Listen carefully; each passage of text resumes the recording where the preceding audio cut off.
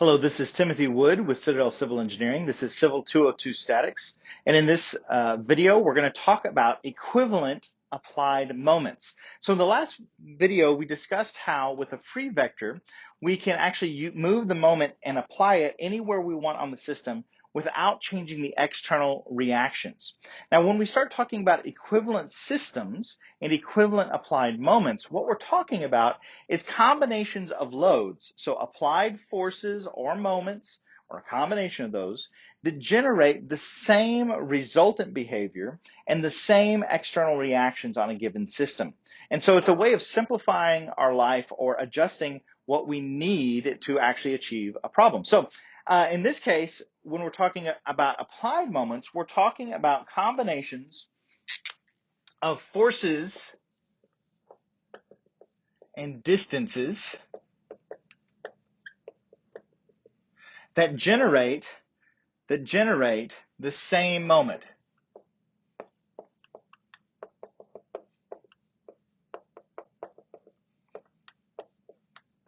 All right, so the Citadel is a military school, and so one of my favorite examples is thinking about the bulkheads on ships. And when we have bulkheads on ships, it's just the door, right?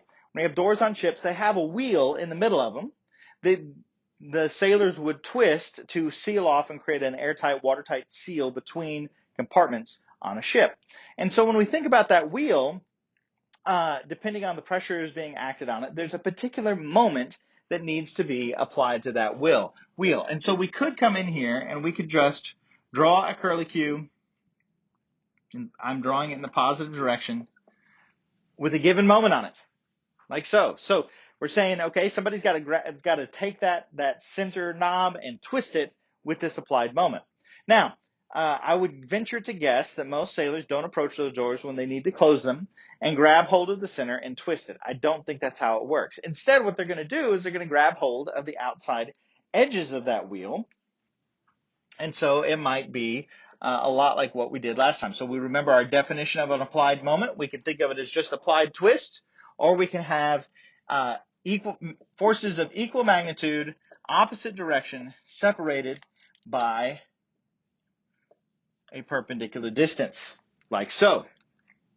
And so when we do this, we're going to have a resultant moment, okay, for this one system, a resultant moment that's just equal to the applied moment, right? We don't have to do any math there. We've been told what it is. It has units of pound feet or Newton meters or something like that. Force of distance. If we look at this equivalent system, we can think about it having a resultant force equal to, well, the magnitude of the force separated by the perpendicular distance. That's what we learned about a moment couple last time. So D times F, this distance times F. And if we take a look at it, we can do either way, R cross F or R cross F, or we just look at it and it's causing counterclockwise rotation. And so there's our sign. Maybe we do the same thing over here. Positive sign, and we would say that these two systems are equivalent because these two equivalent moments generate the same applied moment. Okay, so they generate the same applied moment. They've got the same resultant moment happening in the system, and that means that they're going to do the same thing in terms of the external reactions happening on the door itself when we apply this moment. Now, if we have a ship and there's water rushing in, all of a sudden the moment required to close that door is going to be a lot higher. Hopefully this has never happened to any of our sailors or veterans, but it's going to be a lot more. And so we're going to ask ourselves, well, maybe there's a limit to just how hard or how much force your typical sailor can apply. And the moment might increase drastically, right? So let's say that we have the same moment, but we want to be able to decrease the amount of force that the particular sailor has to apply to achieve the same moment. Let's say that we want to cut it in half. So now we're going to apply a moment consisting of two forces, equal in magnitude, opposite direction, separated by a perpendicular distance, but it's half the amount of force. What do we have to do in order to get the same applied moment, the same resultant moment? Well, hopefully it's clear to you that what we have to do is double the distance. Double the distance. So now our perpendicular distance is 2 times d, which means that when we want to calculate the resultant moment for this system, resultant moment is equal to the perpendicular distance between the two times the magnitude of the force. Our 2's cancel, and we're left with d times F. Or we can come up with another system.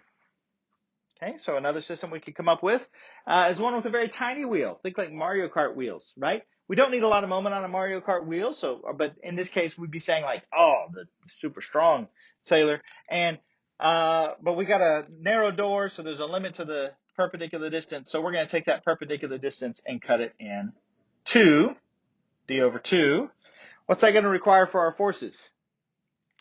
Well, our forces are going to have to double in magnitude.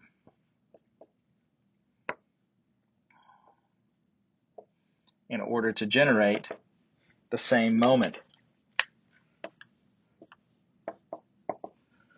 So perpendicular distance, d over 2, 2f, rotation in the counterclockwise direction, 2's cancel,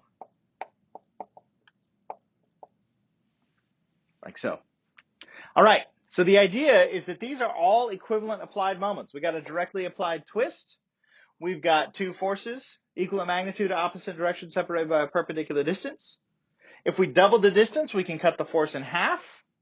If we half the distance, we have to double the forces, but they've all got the same applied moment. So this is an equivalent system. I want you to think about applications where you've done something very similar to this out in the real world, or you know about doing these out in the real world. I look forward to discussing that with you in class, and I'll see you then.